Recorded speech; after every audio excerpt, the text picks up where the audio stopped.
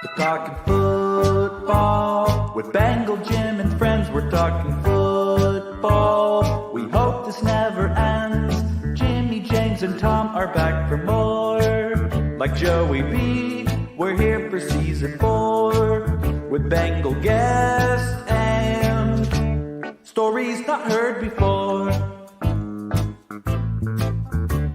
There's Tony, Mark, and Jamie, as well as our charity, Hooter Nation joining from far and wide.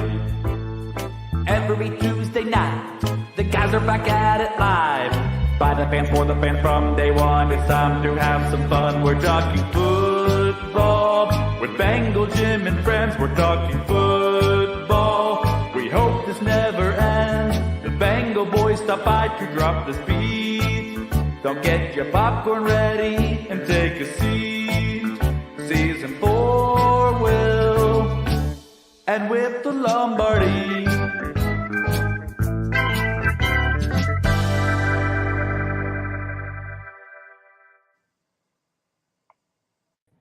Live from various locations in Cincinnati and from greater Indianapolis, Indiana. Welcome to a Bengal Jim and Friends minus Bengal Jim episode. So tonight we'll be delving into the world of fantasy football, but without further ado, here's James. Oh, you get turning over to me already. I think you said earlier before we went on it was going to be a stress-free show. Were you alluding to Jimmy not being here, or do you want to expound on that? I'm feeling positive waves. I'm feeling contracts being signed in the foreseeable future. I'm seeing great offensive line play, solid defense. As a Bengal fan, very, very good times ahead. All things positive. We appreciate everyone for joining us. Down below, you see the ticker there. We're still having problems with Facebook. So if there's any way you're watching tonight, you can go to the YouTube link. First of all, hit subscribe and then share it on your Facebook page. So that way we can reach the Bengal fans there. We would appreciate you doing so. Great guest tonight. We're going to jump into him in a couple of minutes talking about fantasy football. It's that time of year where we're going to partake in our 1, 2, 3, 4, however many fantasy football teams that you might partake in. And Tony, you had a week off last week. Welcome back. Yeah, thank you. Appreciate it. A lot of good fun. See you rocking the FOCO hat. Brian, who's watching, was a winner of one of those last week. So good to see you sporting the FOCO brand. That's right. I got a couple of my FOCO items out, getting them ready and primed up, ready for the tailgate season. So looking forward to it. Mark? Afternoon, gentlemen. How are you guys doing? We're doing good. A little hot. Hopefully everybody's staying cool regardless of what area of the country you're in, especially outside workers like Tony that have to be out there in the heat. So stay safe. Fun night ahead. A little bit later, we're going to talk about the Falcons-Bengals game last Friday night in hot Atlanta. Tony was there, so he can talk about the concessions, which was a big text string going into that game, how cheap concessions are in the Mercedes-Benz Dome. We're going to talk about, obviously, charity with Tony. We had a big announcement about our Nashville tailgate that we dropped this afternoon. We'll touch on that, as well as what's happening week 1 in the city up north, what's going to be going on. So lots to cover tonight. Without further ado, let's bring on our guest, Tom. Go ahead and introduce him. You can find him on toiletstotitles.com, which really drew us to him, but he is a fantasy football expert. Also gives great coverage of the NFL, football as a whole in the NFL draft, college players coming into the NFL draft. But tonight he's here to focus in on everybody's fantasy football team and fantasy football picks. So, again, let's welcome Coach Schepps to the show. Coach? Hey, everybody. What's happening? Thanks for having me. Hey, Coach. We appreciate you joining us. So the first thing we've got to ask, toilets to titles. How in the heck did that come about? Man, so the last place game, which you guys haven't been too familiar with as Bengals fans ever since you got Joe Burrow, but the last place game is usually called the Toilet Bowl, right? And what I wanted to do as a fantasy brand was to help people go from the toilet bowl to the championship, and toilets to titles rolls off the tongue. Love it. I love it. As always, we want the listeners to ask questions. If you have a question for Coach Schepps, go ahead and type them in the chat. I'm a little jealous of Timothy in the Pacific Northwest. He said it was 70 and cloudy in Seattle today. So definitely not weather we're having back in the Midwest. And Coach Schepps, a fellow New Yorker. So thanks for coming on. The first question that I guess we're going to have for you, looking at the fantasy football draft here this season, the tone seems to be much like we're seeing in the NFL with contracts and the running back position. It's a little valued this year. Do you think that's safe to say? Oh, yeah. Yeah, I think running backs devalued, but it's kind of tough because it's devalued, but wide receivers seem to be falling off trees. Like every year, the NFL draft, you're seeing like 5 or 6 wide receivers come out that are ready to play day one. Like look at Yosevas, right? Andre Yosevas, I know Charlie Jones. Like there's players that are guys that weren't taken with high draft capital that might come in a PPR system. So I think if you're devaluing running back, you need to be careful because later in the draft, it's easier for you to get one of those wide receivers than it is to get a running back who's going to produce for you. A lot of the draft boards, you see Justin Jefferson, Jamar Chase going off 1 and 2, maybe one of the running backs, McCaffrey, going off 3 and 4. Is that how you would stack up your board for those that have early picks? Yeah, I see a lot of people on social media, I guess we call it X now, kind of asking questions about the top 5. In the first round, you don't want to swing and miss. You want a double at a minimum. And guys like Christian McCaffrey and Austin Eckler, running backs are volatile. So yes, they're going to produce a lot, but they have some injury history, and then Eckler's kind of getting a little bit older. Christian McCaffrey. So Justin Jefferson, Jamar Chase just seem safe, and you safe with very high ceiling, high floor, high ceiling. So I've been seeing it that way. Yeah. Okay. One little side note here, Tony, who's on the screen, does our charities. Every year we do a Bengal Jim fantasy draft. Guys donate, 100% goes to charity, and then we give away a signed item. Before I forget, we do have 2 spots left for that this year. If you'd like to join, it's simply a $50 donation. 100% of the proceeds go to charity. Send us a DM on Facebook, and we can get you into one of those last 2 spots. As we mentioned, we appreciate the fan participation. We're going to go to a fan question right off the top. Just down the road, I live in Indianapolis, Coach, so I'm very familiar with this situation. What's your thoughts on Jonathan Taylor? Had a huge year, was it 2 years ago? Where do you rank him, and do you put him near the top of your draft board? I just updated my redraft rankings like within the last 48 hours. I had Jonathan Taylor running back 3 last week. I have him at running back 5 right now. I dropped him behind McCaffrey, Eckler, Chubb, and Robinson. And I love Nick Chubb. You guys get to see him twice a year. I think Nick Chubb is one of the most underrated running backs in the NFL, but this isn't a Nick Chubb question. It's a Jonathan Taylor question. Now, if Jonathan Taylor wasn't attached to Jim Irsay, it might be a little bit easier to predict, but who knows what the heck that guy's going to do. I've kind of daydreamed about Jonathan Taylor in the Minnesota Vikings offense. I'm a Cowboys fan. I wouldn't like to see him in the NFC, but I think if you saw him over in the NFC replacing Dalvin Cook, that'd be phenomenal. But all of this is just guessing. Are you drafting Jonathan Taylor?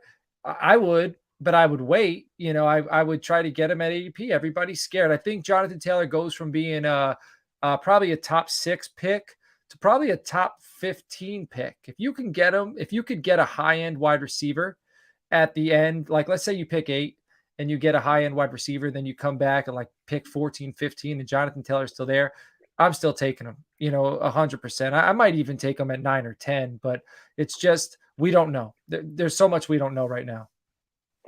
Question for you. This is kind of a $1 million question about our regular Bengals team, but I'm going to translate it into fantasy football. Brian jokes, can we return Trevor Siemian to Chicago? But talking about, specifically quarterbacks, you've got the Jalen Hurts, you've got the Patrick Mahomes, obviously you've got Joe. On an average 15-round draft, are you one of those guys that's going to draft a backup quarterback, or are you going to maybe get one off the waiver wire week 7 or 8 when your team has a bye? Man, so I don't play in many one quarterback leagues, but in a one quarterback league, the ones that I do play in, I tend to save a roster spot for a different position, and I'll pick a quarterback up on a bye for sure. Okay. Tony, enough of me talking. You have a question for Coach Schepps? Yeah, so I say you got someone brand new to this whole thing of fantasy world here. What's the first and most important thing that you would recommend to them? Man, I would recommend joining a community, like find a, like you guys are podcasters, you're big time fans. So, the value, like you were talking about tailgating earlier, the value of surrounding yourself with people like you. So if you want to get into fantasy, I would try to dive into a fantasy community. Like we have a chat on the Gilded app with over 250 people. It's free. And where we got people that are newcomers, old timers that are just in there. We're doing mock drafts.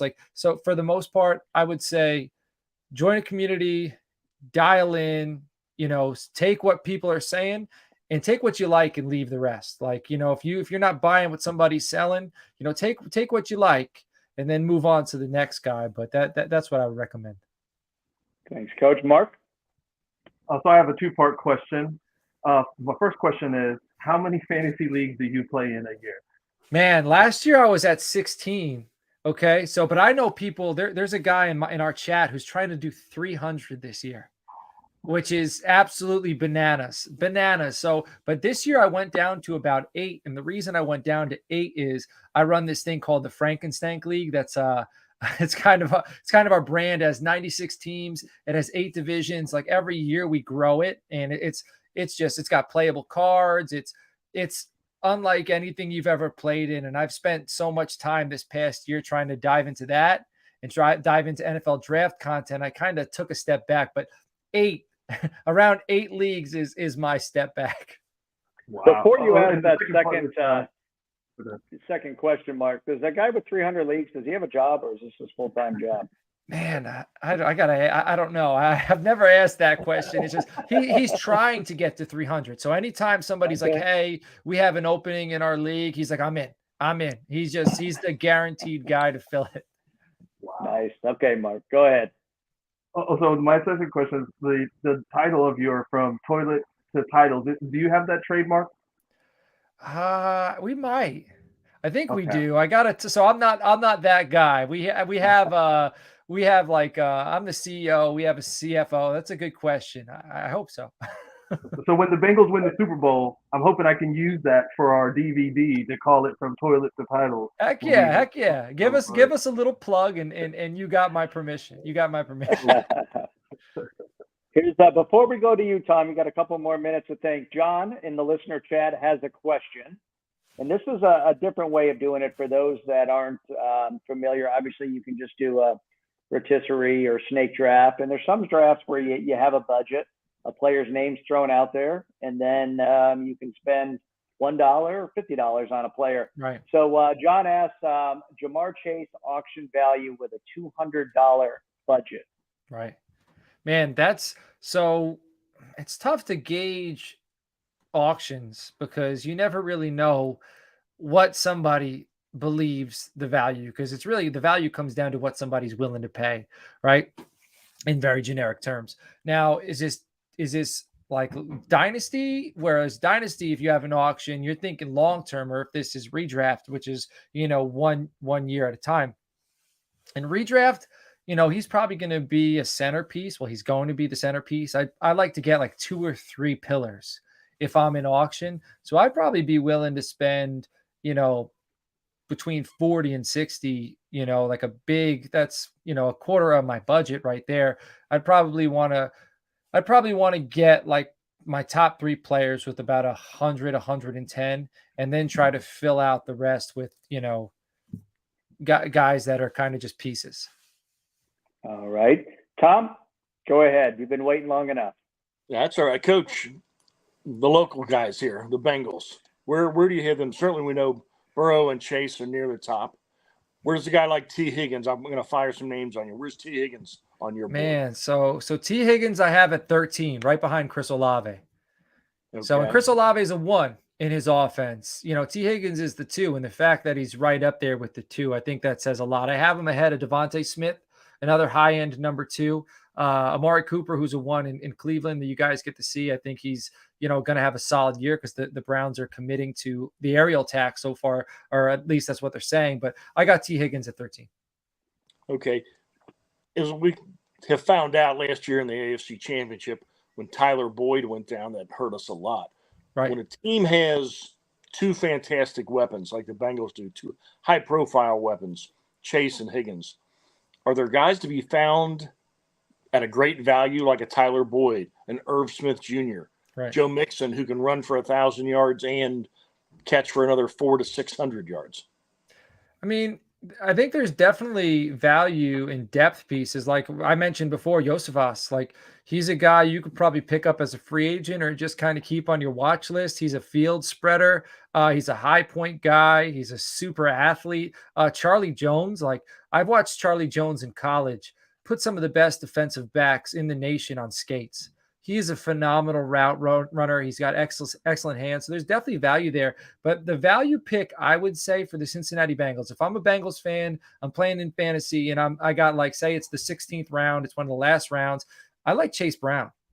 Chase Brown, coming out of Illinois, is a do-it-all running back, and he's going to be right behind Joe Mixon. Joe Mixon has a little bit of an injury history as well. I wouldn't be surprised if Chase Brown gets you high-end RB2 numbers, maybe 3 or 4 weeks this season because, maybe Joe Mixon misses some time. It might not be all in a row, but, if you add up throughout the season, I think Chase Brown's going to make some noise. His brother, Sidney, already over in Philadelphia, I think he's got combined like 20 tackles in 2 preseason games. So that family, they got some good bloodlines, and he might make some noise. Our resident Canadian's not on the show, so we can make fun of him and say not bad for some Canadians. But as you know, both those guys are from Ontario. Here's a question. I'm going to spin it a little bit. Timothy Lyons asked, where do you have the Bengals defense in fantasy? And tell me if I'm wrong, Coach, but there's a lot of people that say just judging the defense is probably one of the hardest things to do in fantasy. Maybe that's one of those 15th, 16th rounds where you take a flyer. So go ahead and give us your thoughts on first of all, drafting a defense high if you do, and perhaps where the Bengals might fall. And so the Bengals, I probably have them somewhere between 10 and 14. I don't rank defenses, right? But I like what they have on the defensive line. Sam Hubbard, he's going to be a high-end sack guy. Trey Hendrickson's very good. Logan Wilson's a high tackle guy. They play in a conference where I think between the Browns are trying to air it out, but I think the Steelers, the Ravens, when you're playing those games, which are 4 games a year, those are kind of low-scoring games, which the low-scoring game helps the defense.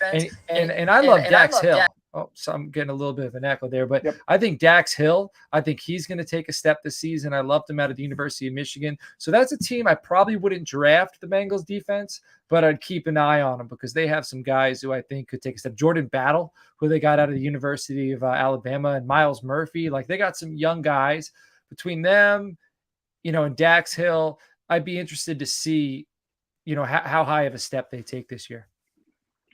Moving on to the NFC North, Lions questions. He says the Lions running back getting drafted too high. I assume he's referring to Jahmyr Gibbs. Yes. Yeah. And you also hear out of camp, Coach Campbell's also high on, is it David Montgomery, the old Chicago running back, if I'm not mistaken. So what's your thoughts on Brian's question about Jahmyr Gibbs? So what would we say is too high? I think Gibbs is probably going between the 4th and the 6th round. I have him as my RB11 right ahead of Travis Etienne. So I don't think that's too high because most likely, if you're going running back heavy, he's your RB2 in the draft. Now, if you're going wide receiver heavy, he's likely your RB1, but you're swinging for upside. So if, say, you got a guy like a Jamar Chase, say you paired Jamar Chase with an Amon-Ra St. Brown or a Jalen Waddle, and here you are in the 3rd round, you got 2 home runs, right? You got Amon-Ra is going to crush it. Jamar Chase is going to crush it. Now, Gibbs It's a little bit of question mark because he's a rookie, but you know he's going to get touches out of the backfield, in PPR. He's probably going to catch about 6 passes a game. You could take any one of them to the end zone. So if I got 2 very high floor players ahead of him, I'm not afraid to take a guy like Jahmyr Gibbs because I think the juice is worth the squeeze. All righty. Carmen, joining us from beautiful Colorado, asks your thoughts on mock drafts. Doing those beneficial? Oh, yeah. Yeah. Like I said, so we at Toilets to Titles, like I said, we have a gilded group chat. We do this thing called the Mock Draft Laboratory. So every Monday night at 9:30 p.m., we actually have 3 mock drafts going. We have 3 people on air taking part in the mock drafts, and we break them down on air.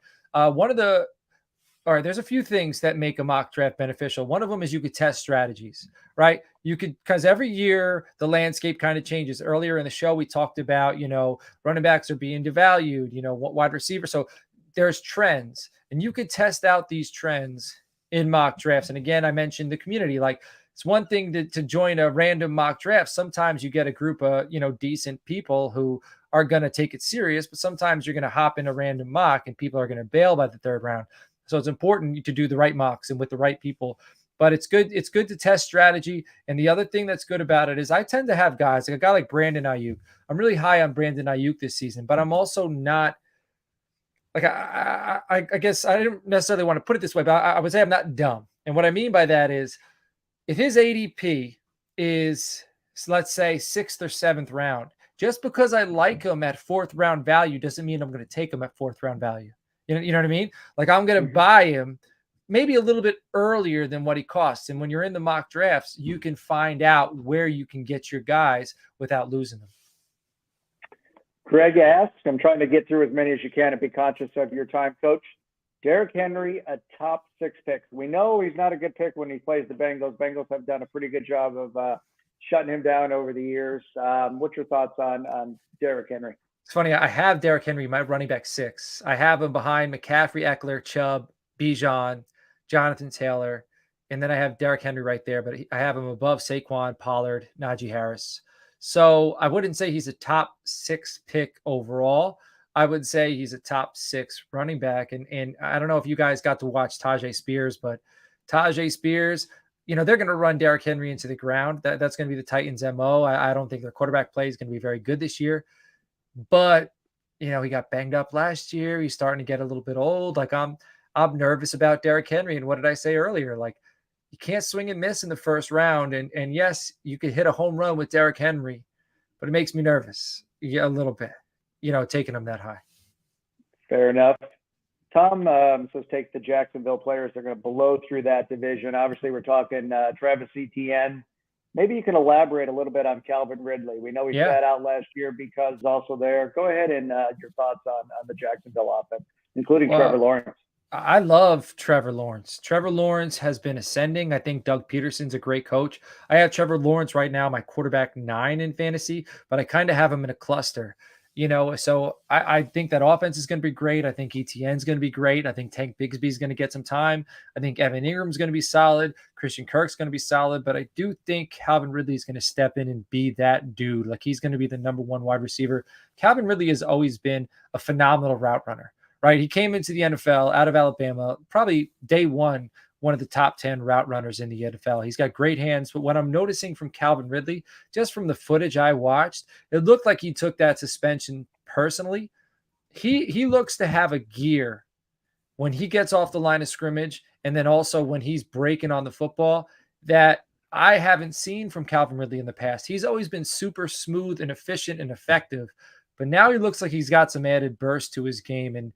And I think because of the depth of wide receivers that they have in Jacksonville, I'm going to study his ADP as well. But if I could get him at value, I would love to have Calvin Ridley on my roster.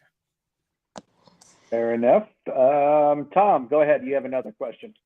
Coach, I know you also cover the NFL, certain teams more so than others, but in a very stacked quarterback-heavy AFC, how do you see our Bengals doing this year? Man, I think the Bengals have experience, and the Bengals, I think, with the youth on defense, with the experience on offense, I think the Bengals, I think anything less than an AFC championship game would be a disappointment. So I think they're going to be in the Final Four for the AFC for sure. You can't, it's Mahomes, it's Allen, it's Burrow. I like Herbert as well. I think the Chargers take a step with Kellen Moore at offensive coordinator. I think he's a solid offensive coordinator. I think he's going to be good for that young guy. And kind of Buffalo seems to be on shaky ground. They got a really good quarterback, but it almost seems to me like they're just as close to imploding as they are to, breaking through. So I'd be interested to see how they do this year. Yeah, also starting to hear some rumblings about Stephon Diggs not happy, like we heard last time. Let's talk about your Cowboys, because obviously CeeDee Lamb's there. We know about Dak. Tony Pollard's going to get the majority of carries, but a name that's being thrown out quite a bit is Brandon Cooks. Yeah, getting a lot of love now. And also somebody who I think is decent, if he can stay healthy, is Michael Gallup. Maybe you want to touch on those guys.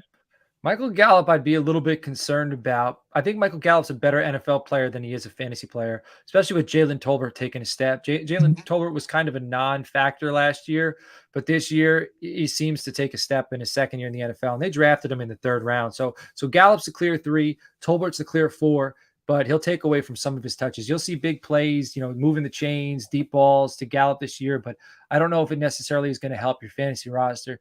Brandon Cooks, on the other hand, I heard one of the big, so Brian Broaddus is a big, beat reporter for the Dallas Cowboys on some of the podcasts I listen to. And he kind of mentioned this, and I'm kind of buying it.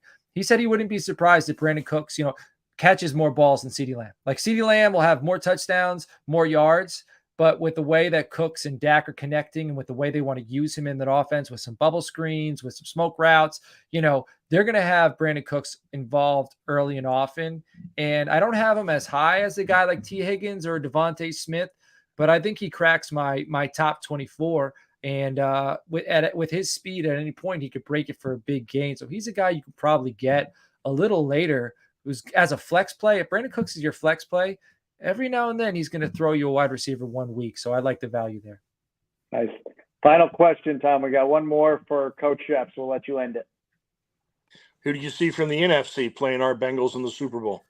I think the 49ers are due, man. I do. I think the 49ers, I'm a defensive guy. I coach defense. I coach defensive backs. I played strong safety. I love Talanoa Hufanga, the safety for San Francisco, Fred Warner. I love Micah Parsons. I love that we're becoming a tough physical team, but for so long, the Cowboys were flashy, high scoring. Now we're kind of starting to get gritty, and I enjoy that. It's fun to watch a gritty team, but San Francisco, they got the blueprint for grit. And, Philadelphia is phenomenal. Don't get me wrong. So it could be Philly, but I think San Francisco's due. I think they're going to be there. Well, we appreciate you joining us, Coach. You did mention your handles, but let's go ahead and tell the listeners out there how they can find you, your Twitter handle, your podcast, all that good stuff. Yeah, man. So we're on YouTube, Toilets to Titles, the Toilets to Titles network. You can find me on Twitter or X at Coach Schepps. The show is on Twitter at Toilets to Titles. If you'd like to join our fantasy football community, we call them the Title Tribe. Again, it's free. We do mock drafts. We give trade advice, start sit advice. You can email me if you can't find me on social media, toilets2titles@gmail.com. Say, hey, Coach, I'm interested in getting into your fantasy football community, and I'll get you in there. We'd love to see you there. Well, we appreciate that. I see the LSU poster in the background. Was that from the championship season? Yes. Honey Badger, he's in that photo. He's probably one of my favorite. If you see over this shoulder, I got the signed Sports Illustrated Endangered Species from after he got suspended. And then also over this shoulder, I got a LSU light. But this year I'm covering Army football. I live in the Hudson Valley, so I got to get some Army memorabilia up here. Okay, you're going to go to the game at the JMA Wireless Dome in Syracuse? Oh man, so I'm going to all home games for West Point except for Army Navy, which is at Gillette Stadium, and I'll be up in the press box there. So okay. I'm looking forward to it. Well, nice, Coach. We appreciate you joining us. I'm sure we'll fire off some questions for you on social media. Again, it's that time of year. This is a fun time for those that are big into fantasy football. And we appreciate you taking some time to come on and talk it. Thanks for having me, man. It was a lot of fun. Thank you. All right. Good luck to your Cowboys. Coach. I appreciate it. Good luck to your Bengals. Thank you. All right. Take care. All right. Good job. All righty, Tom. Yeah. Got our Tony What did you gain for our fantasy football draft next week? What did you gain from Coach Schepps? Do my research. This guy is freaking intelligent, man. He was just throwing out all kinds of stuff. That was hard for me to follow him, but yeah, I need to get better into the game if I want to compete with the league here. So, yeah, Mark. I'm still wondering what ADP stands for. I'm not exactly sure. Is that an average draft position, maybe? Yeah, something you're about right. ADP? Yeah. I'm not a fantasy guy, but it was very, very knowledgeable guy. Very good. Yeah, no, we appreciate him coming out. Without further ado, Tony, this is the fun part of the show that we do where we talk about charity. I'm going to pop the latest numbers up on the screen here and let you talk about where we're at. So $39,261, 14 different charities mentioned there. Let's go ahead and brag about all the good stuff that's going on. yeah, so we've had a lot of things going on this week. I want to thank Duke Energy, who has donated $2,000, as they did last year, to our Toys for Tots. So excited for that. We were able to do a lot of good work with that, as well as from the tailgates. And then, of course, you mentioned it already, our fantasy league that we've doing for our charity. So that's an additional $500 added into that pot. And then we have our current duck race that's going on. It's for T3 Corp, which is a 501c3 down in Tennessee. I know if some of you follow T. Higgins or Camellia, or what we call Mama T, she is a board member of that charity. So she's going to come on the show on the 5th and talk about that charity. And that's what the duck race is for. It's for a T. Higgins signed jersey, which the lucky winner will win. So make sure you go out there and buy your duck, $25 a duck. And like I said, it goes to the T3 Corp. So we're well on our way, right? We have a $150,000 goal, and we're almost at 40,000. And we're just now starting the season. So I'm really excited about what we got going on this year. So. And for those that want to find or buy a duck with a chance to win that T. Higgins jersey, where do they do that?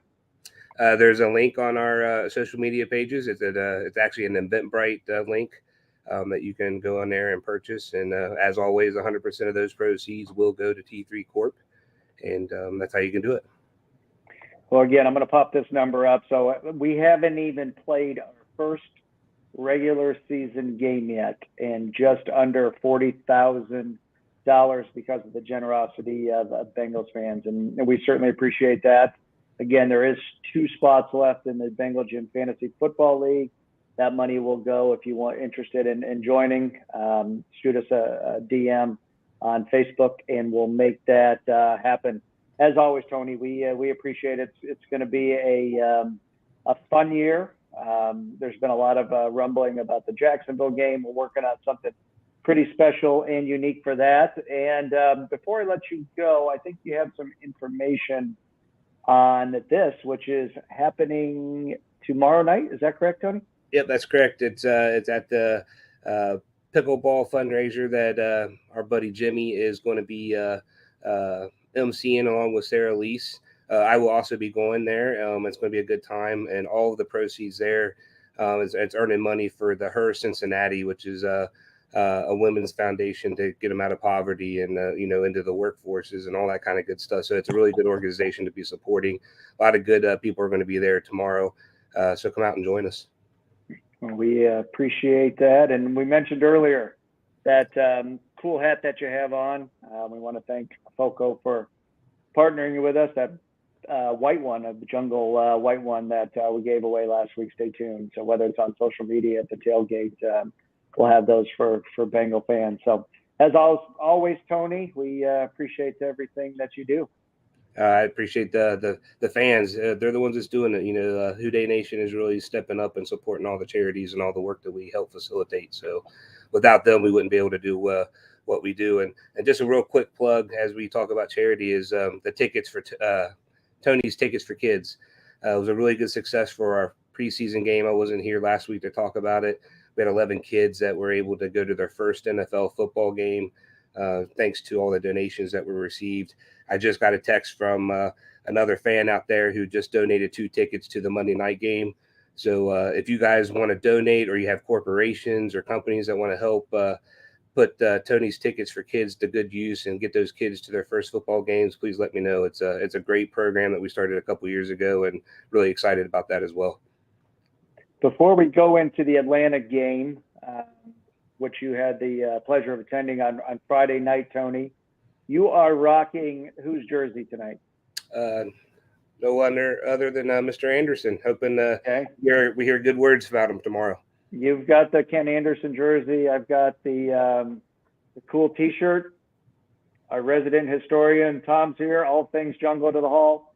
Tom, you feel free to elaborate on where we stand with that.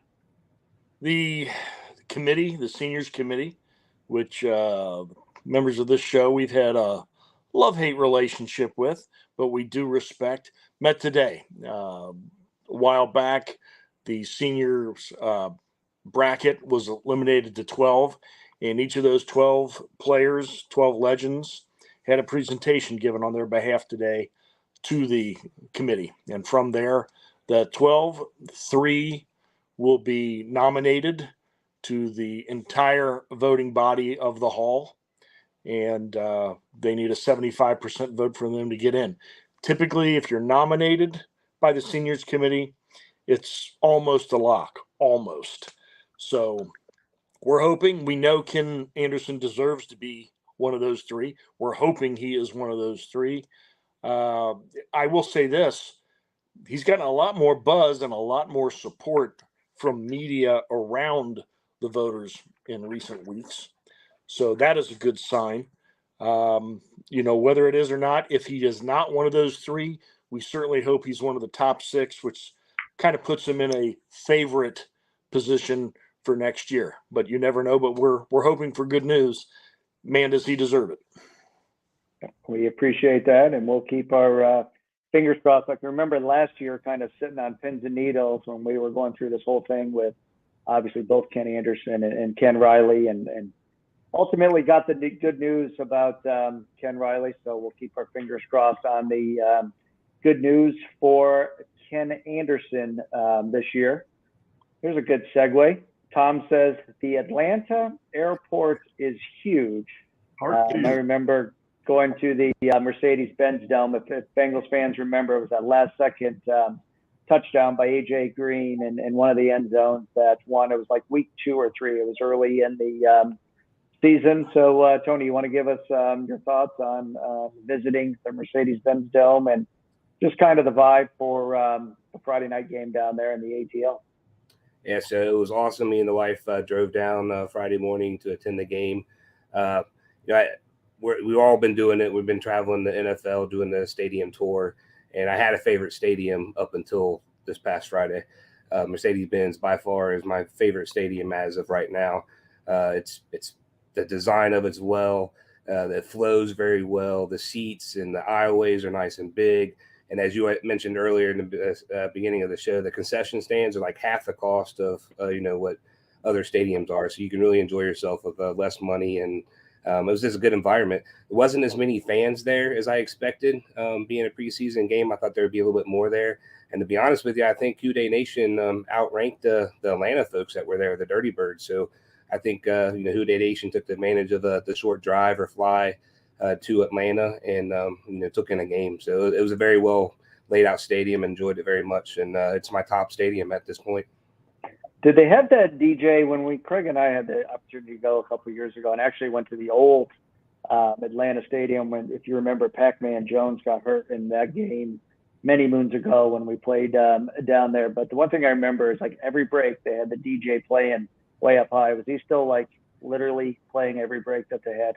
I don't recall the DJ playing. I do in the corner of the end zone. I guess is their little fan area, kind of like the dog pound area that we see up north. But there was a pretty substantial Dirty Bird presence in that area, and they were hooting and hollering. But I don't remember the DJ going. But I do remember that damn train blowing a few times. But yeah, it was still a good time though. Tom, let's talk about the game. We broke it down a little bit on our call this week. What stuck out to you the most about the game on Friday night? Don't say backup quarterback. That doesn't even count for discussion right now. I evaluate every preseason game the same way. There are going to be some things I like. There are going to be some things I don't like.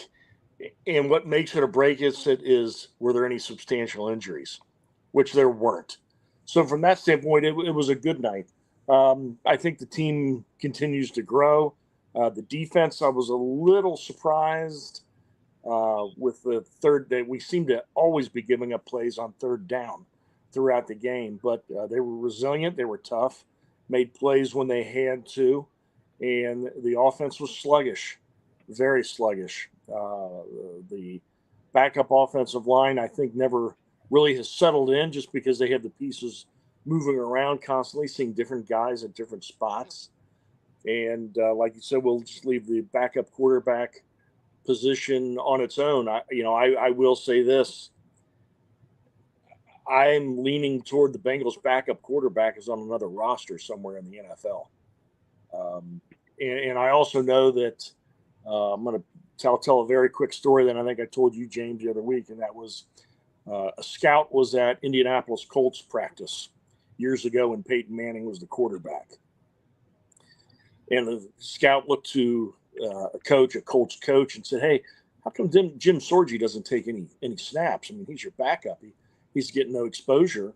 How come you at least don't give him some snaps every week?" And coach, really without looking, said, "There's no part in our playbook that says we're blanked. If Peyton gets hurt, we're blanked. We're not going to waste snaps on we're blanked." And that's a little bit the case with the Bengals. But, what if it's a minor injury to Joe Burrow? What if it's an ankle injury that only keeps him out a week or two, and we need a guy that can go in and win a game or two, or at least put us in a position for the defense to make a big play and win a game? I'm not sure we have that on the roster. And I'm really leaning at this point, unless they show me something different Saturday, they haven't brought anybody else in, that our backup quarterback's on another roster.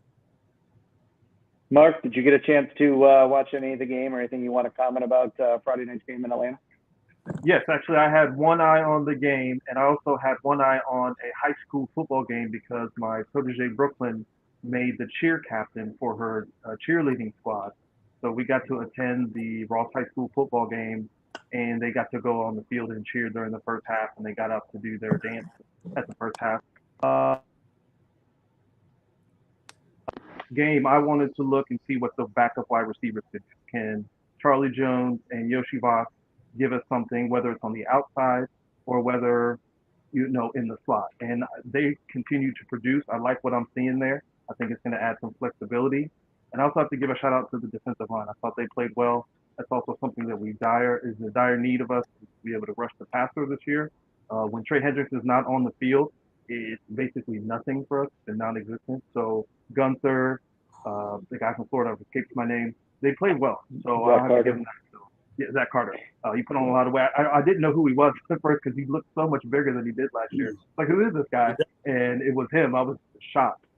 So, like I said, no one got hurt.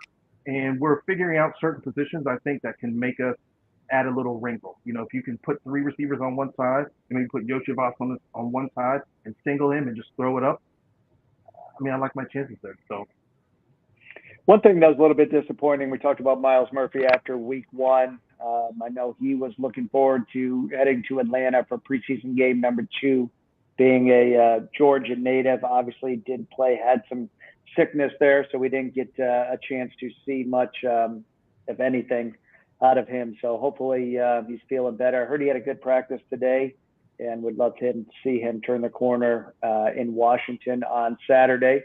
Augie, I think, must have been at the beach in hibernation. He comes on, blast us with 6 million questions here. So I guess we'll welcome you back. We won't put you in the penalty box for missing the first, 5-6 weeks of season number 4. We got a new intro, Augie. You should really join on at 8 o'clock Eastern. But I digress. And Andre Yoshevich, yes, has been the talk of preseason camp. But he wants to hear your impression of Yoshi, Tom. Apparently, he doesn't care what Tony thinks. Not to break my shoulder patting me on the back, but I have plenty of witnesses too. If our good friend Greg Luther is watching tonight, he can attest. This was a guy that I liked coming in. I hope the Bengals drafted him.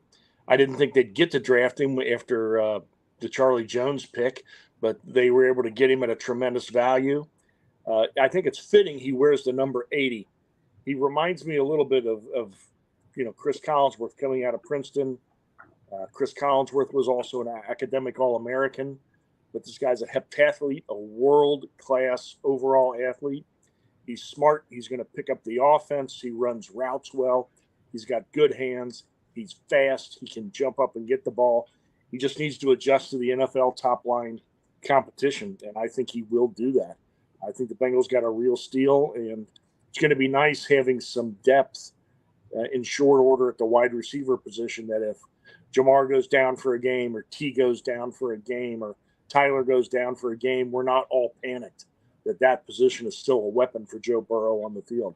So, no, I like everything I've seen of him so far and look forward to help tear up some AFC defenses.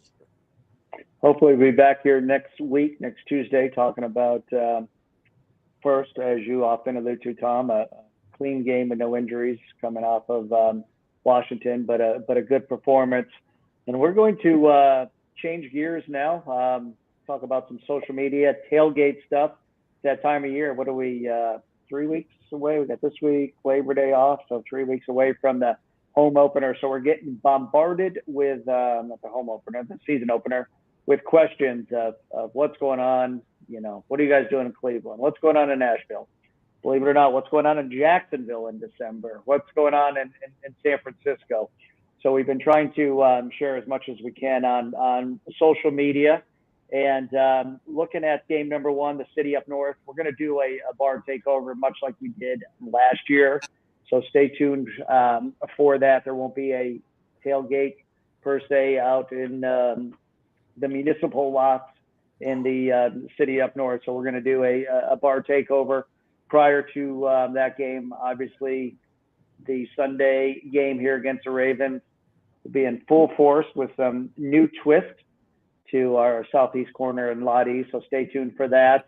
Obviously, the Monday night game we've talked about at length.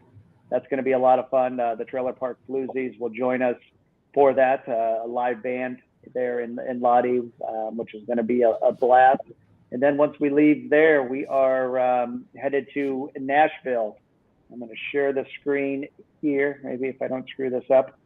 And there is our Nashville tailgate information. So if you're going down to Nashville, we secured a lot for pregame festivities. Some of the details are still trickling in. But if you'd like a ticket, you want to secure your spot, you can do so now. I'm also going to copy and paste the link here in the chat. So you can, let me get back to here and order to get those tickets for you. There are some reserved parking spots in that same lot available, which you can also purchase. But for those that were there last year, it's not the same location. Unfortunately, that truck stop closed down, so it's actually on the other side of the stadium, close within walking distance. There is that Nashville tailgate information. With that said, after that, we're going to Arizona for October 8th. Those tailgate specifics are coming. Another popular away game we're getting a lot of talk about is San Francisco. So as of right now, there's nothing scheduled pregame. However, we are doing the wine event with Bold Stripes in Napa Valley. Maybe Tony, you can share that again tonight. So if people want to get more information on that, Tony will retweet that information on the happenings there before the San Francisco game. And then Jacksonville, we are in the process of putting together something for that too. So obviously a big part of what we do is enjoying and interacting with the fans. And we get the opportunity to not only do that Tuesday nights, but in person at the tailgate. So that's kind of a quick recap for what we have planned. Any of the home games, obviously you don't need tickets. Any of the away games we do because of limited space, limited beverages, and need to know what's going on. We do ask that you purchase tickets in advance for those. And Mark, what did Jimmy do this afternoon in the Bengal Jim bus? You want to talk about that? It looks like he got a part-time job delivering pizzas for our new official pizza sponsor of the Bengals, Donato's Pizza. And he was able to deliver 2 tickets to the Monday night game, I believe, and also a Jamar Chase jersey, along with the pizza. We still haven't seen them give the pizza. They just give the box with the jersey, which would be fine with me. I would just eat something else. But yeah, that was really cool. It's really cool. I love Donato's. I'm hoping they'll bring some El Mariachi pizzas down to the game. I love them, some sour cream. But it's just nice to have another sponsor. So that is there. We heard on social media about Donato's doing that. Today was the first one, so I think there's more. So you can still go on, order your Donato's pizza, and maybe you'll see Bengal Jim bus pull up. Maybe you'll see Tom pull up in a black Mercedes Benz deliver a pizza. Maybe you'll see Mark show up on his Harley Davidson. Hey, you never know what's going to happen. The Tiger could be getting a tiger from the zoo and showing up. Stay tuned. But that's cool of Donato's to be doing that. And if you missed it, you can go on social media today or and check that out on their page. With that said, it is 2-minute warning. Thanks to our Cincy Bob's buddy Josh there for that. Tony, do you want to kick us off?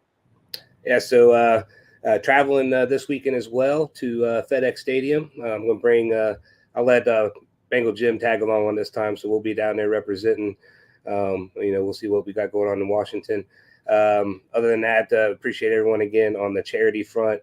We are doing awesome at almost $40,000, and keep looking at the social media feeds for all the charity opportunities that we have. We got a full year planned for us.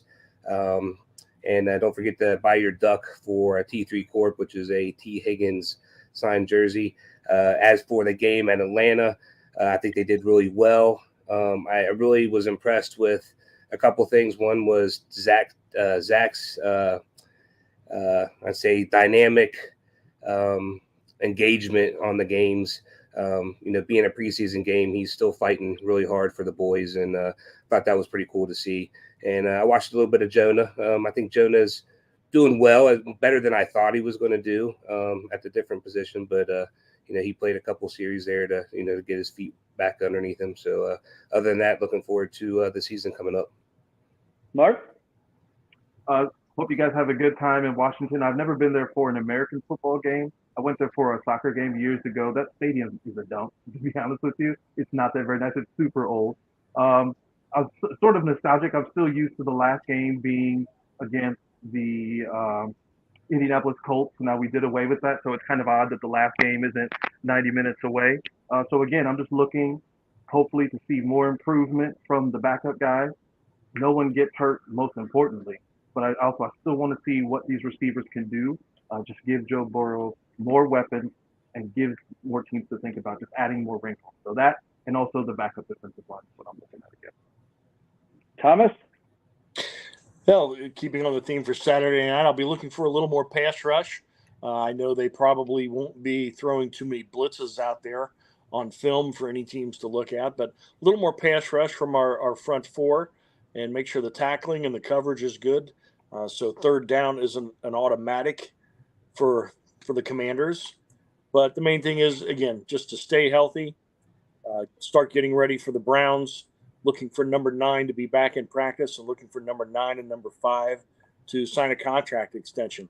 Also, the final thing James did not mention with the Donato's sponsorship, the ultimate compliment from Donato's during this promotion is if the world's most famous Bengal fan from Canada delivers you your pizza in a smart car, that is the ultimate and cannot be equaled. So please be looking for that.